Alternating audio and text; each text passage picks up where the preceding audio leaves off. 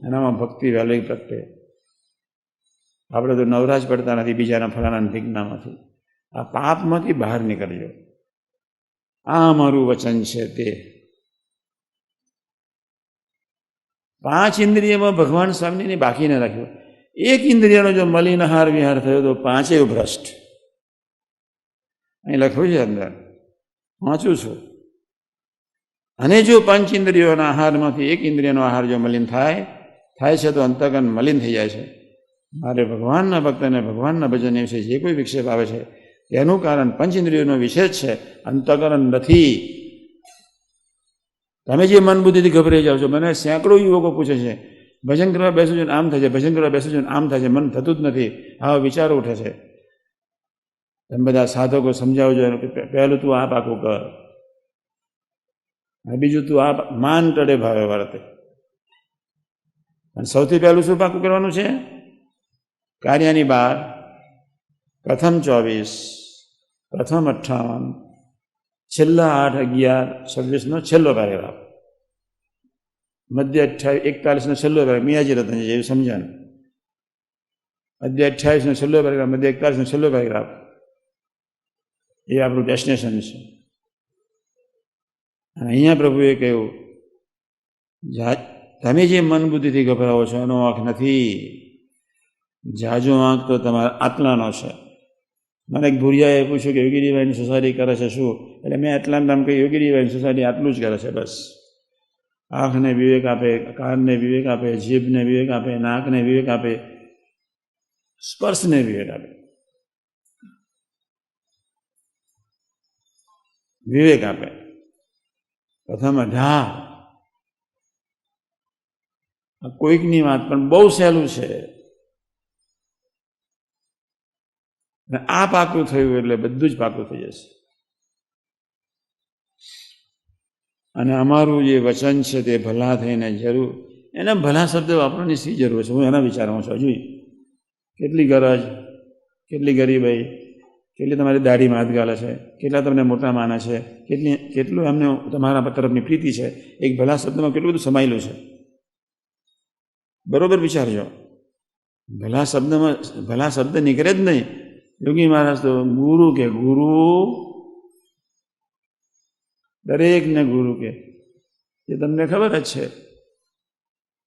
એક જણાએ પૂછ્યું કે સ્વામીજી તમે ગુરુ કેમ કહો છો? યોગી મહારાજ હસતા હસતા કે મારે કોઈ શિષ્ય જ નહીં, મારે બધાને ગુરુ જ કહેવા પડે. એટલે આ શબ્દ ક્યાંથી નીકળે? આપણે તો બધા બાપ થઈને ફરીએ છીએ.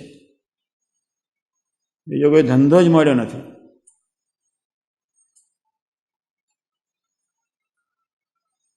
કોઈ ધંધો મળ્યો નથી, કોઈ ધંધો નહીં. શબ્દ તમે ફરી, અમારું વચન છે તે ભલા થઈને સર્વે જરૂર રાખજો. તો જાણીએ તમે અમારી સર્વે સેવા કરી. બાપરે, સર્વે સેવા કરી. 5-50 મંદિરો માની લીધા, હું માનીશ. 5-50 મંદિરો બધી આપ્યા એવું હું દિલથી માનીશ. સર્વે સેવા કરી. કેટલો હાર્ડ લખી નાખ્યો, કેટલો ભાર મૂક્યો આ વતનાથ પર. તમે અમારી સર્વે સેવા કરી. સર્વે સેવા કરી, નિર્દોષ બુદ્ધિ રૂપી સેવા થઈ ગઈ. અઘરામઘરી સેવા કઈ? નિર્દોષ બુદ્ધિ. આમાં શું લખ્યું છે? પ્રથમ 18 તરફ નજર રાખો તો નિર્દોષ બુદ્ધિ સિદ્ધ કરાવવાની જવાબદારી મહારાજની છે. શું બાકી રાખ્યું? યોગીમાં જે શું કહ્યું છે? શાસ્ત્રી, હે શાસ્ત્રીમાં તમે તો નિર્દોષ બુદ્ધિના ભૂખ્યા છો, અને અમે જો નિર્દોષ બુદ્ધિ નહીં રાખીએ તમારા ભક્તોમાં, તમે અમને પાસે નહીં બેસવા દો. તમે અમારી સર્વે સેવા કરી. નિર્દોષ બુદ્ધિ બી મસ્ટ.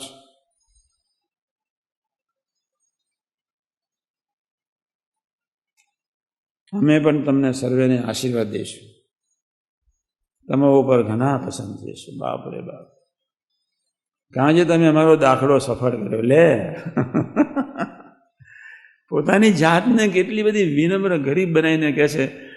તમે તમારો એટલો બધો અપરંપાર મહિમા સમજે છે કે હું પૃથ્વી પર જે હેતુથી આવ્યો એ હેતુ મારો તમારા થકી સરી ઉઠ્યો. બસ તમે મારા દાખલાને સફળ બનાવી દીધો. ભગવાનનું ધામ છે ત્યાં પણ આપણે સર્વે ભેળા રહીશું. અને જો નહીં રહો તો નહીં, એમ જો નહીં રહો તો તમારે અમારે ઘણું છેટું થઈ જશે. ભૂત કે ભ્રમ રાક્ષસનો દેહ આવશે ને હેરાન થશો. જય સ્વામી. બહુ વાર સમજાયું છે. આ ફરી સમજાવું છું. એની પાછળની ભાવના એટલી છે કે આપણે આ પદ્માને મંડવું છે અને નિશાન રાખવું છે.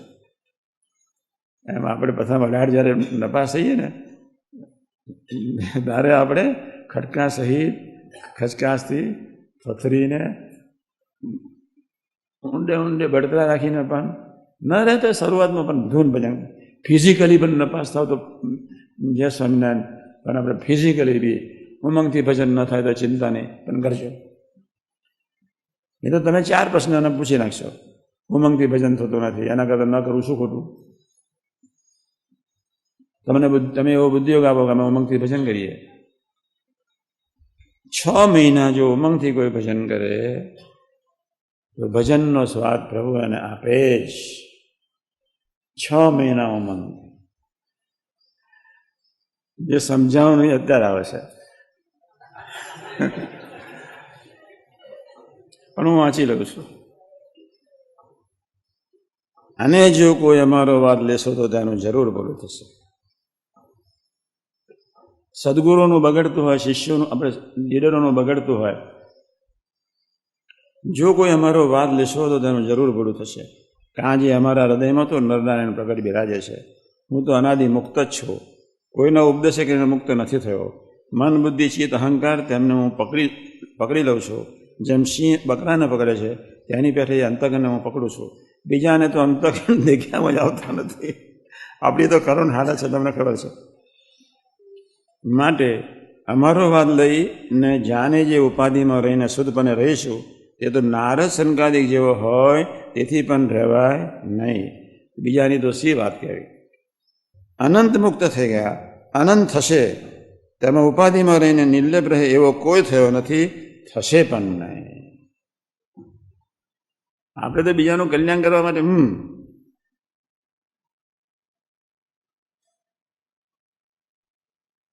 ફરી વાંચું છું. અનંત મુક્ત થઈ ગયા અને થશે, અનંત થશે. તેમાં ઉપાધિમાં રહીને નિર્લેપ રહે એવો કોઈ થયો નથી, થશે પણ નહીં. હમણાં પણ કોઈ નથી. કેટલું પાકું કરે છે.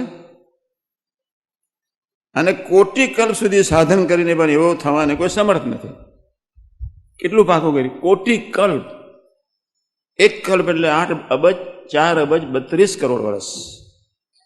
4 અબજ 32 કરોડ વર્ષ અથવા 8 અબજ 64 કરોડ વર્ષ, જે હોય તે. પણ ફરી વાંચું છું. અનંત મુક્ત થઈ ગયા અને અનંત થશે. તેમાં ઉપાધિમાં રહીને નિર્લેપ રહે એવો કોઈ થયો નથી, થશે પણ નહીં. હમણાં પણ કોઈ નથી અને કોટી કલ્પ સુધી સાધન પણ એવો થવાને કોઈ સમર્થ નથી. માટે અમે કહ્યું છે તે પ્રમાણે રહેશો તો રૂઢું થશે. અમે જે કોઈને હેતે કરીને બોલાવીએ છીએ, બીજી વાત, તે બોલાવીએ છીએ, વર્તીએ છીએ, આનંદ કરાવીએ છીએ, પ્રસાદ આપીએ છીએ. અમે જે કોઈને હેતે કરીને બોલાવીએ છીએ તે તેના જીવના રૂડાસારો બોલાવીએ છીએ. અથવા કોઈને હેતે કરીને સામું જોઈએ છે, અથવા કોઈને સારું ભોજન કરાવે છે તેને અમે જમીએ છીએ, ઢોલીઓ બિછાવી દે છે તે પર બેસીએ છીએ, અથવા તે વસ્ત્ર આભૂષણ પુષ્પાદિક હાર ઇત્યાદિ જે પદાર્થ લાવે છે તેને અંગીકાર કરીએ છીએ. તે તો તેના જીવના રૂડા વાસ્તે કરીએ છીએ, પણ અમારા સુખના વાસ્તે કરતા નથી. અને જો અમારા સુખના વાસ્તે કરતા હોઈએ પછી અમને રામાન સાંઈના સમ છે. કેટલું પાકું કર્યું. 5 મુદ્દા અંદર છે. છેવટે કડશ ચડે રામાન સ્વામી. એમાં શું? મારા બાપાએ એવું કડક લખી નાખ્યું છે. રામાન સાંઈના સમ છે. માટે એવું વિચારીને કોઈ અમારો વાત કરશોમાં. 5 ઇન્દ્રિયોના આહાર છે તેને અતિશય શુદ્ધપણે કરીને રાખજો. એ વચન અમારું જરૂર માનજો. આ વાત તો સર્વેને સમજાય એવી સુગમ છે.